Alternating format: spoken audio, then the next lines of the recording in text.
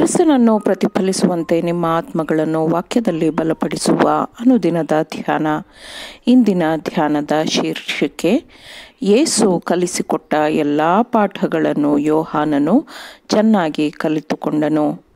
ಈ ದಿನದ ದೇವರ ವಾಕ್ಯ, ಯಾಕಂದರೆ ಮನುಷ್ಯಕುಮಾರನು ಮನುಷ್ಯರ ಪ್ರಾಣಗಳನ್ನು ನಾಶ ಮಾಡುವುದಕ್ಕಾಗಿ ಅಲ್ಲ, ಅವರನ್ನು ರಕ್ಷಿಸುವುದಕ್ಕಾಗಿ ಬಂದನು ಎಂದು ಹೇಳಿದನು. ಲೂಕ 9ನೇ ಅಧ್ಯಾಯ 56ನೇ ವಚನ.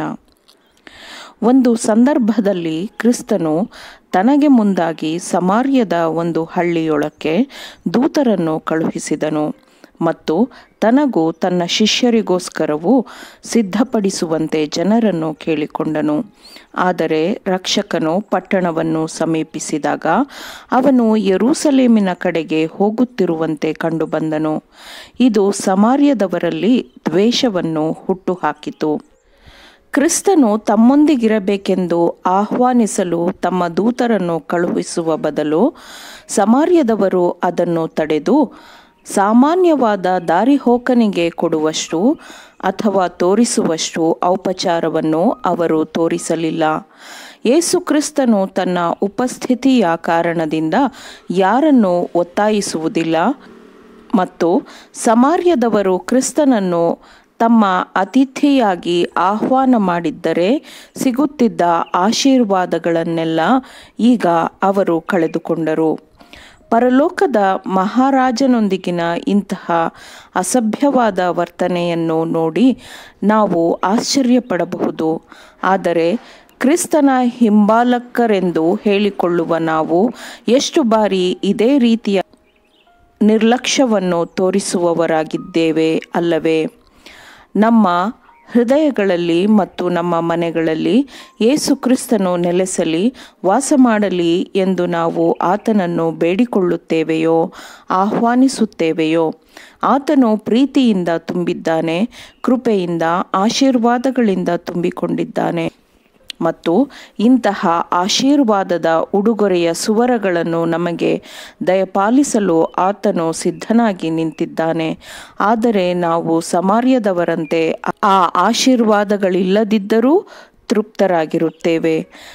ತನ್ನ ಉಪಸ್ಥಿತಿಯಿಂದ ಸಮಾರ್ಯದವರನ್ನು ಆಶೀರ್ವದಿಸುವ ಕ್ರಿಸ್ತನ ಉದ್ದೇಶವನ್ನು ಶಿಷ್ಯರು ತಿಳಿದಿದ್ದರು.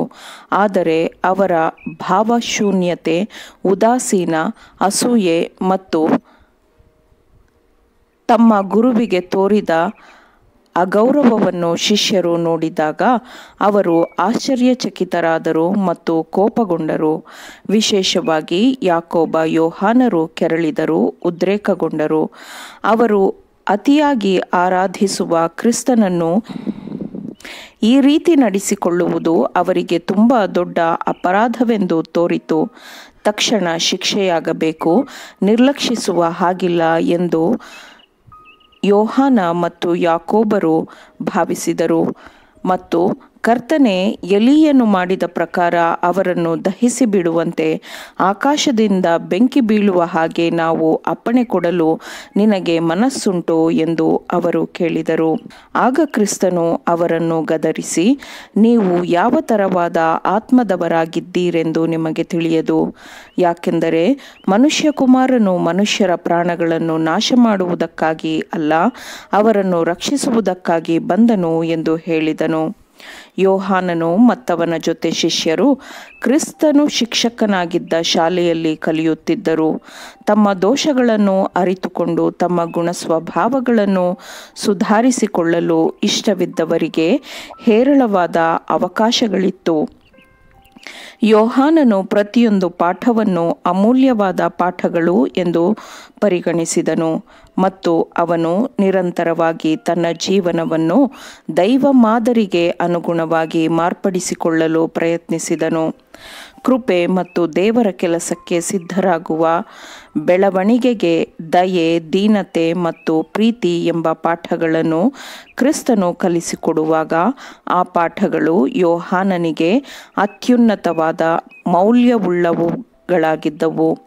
ಈ ಪಾಠಗಳನ್ನು ವೈಯಕ್ತಿಕವಾಗಿ ನಮಗೆಂದು ಹೇಳಲಾಗಿದೆ ಮತ್ತು ಸಭೆಯ ಸಹೋದರ ಸಹೋದರಿಯರಾಗಿರುವ ನಮಗೆ ತಿಳಿಸಿಕೊಡಲಾಗಿದೆ ಮತ್ತು ಕ್ರಿಸ್ತನ ಮೊದಲ ಶಿಷ್ಯರಿಗೂ ಈ ಪಾಠಗಳನ್ನು ಕಲಿಸಿಕೊಡಲಾಗಿತ್ತು.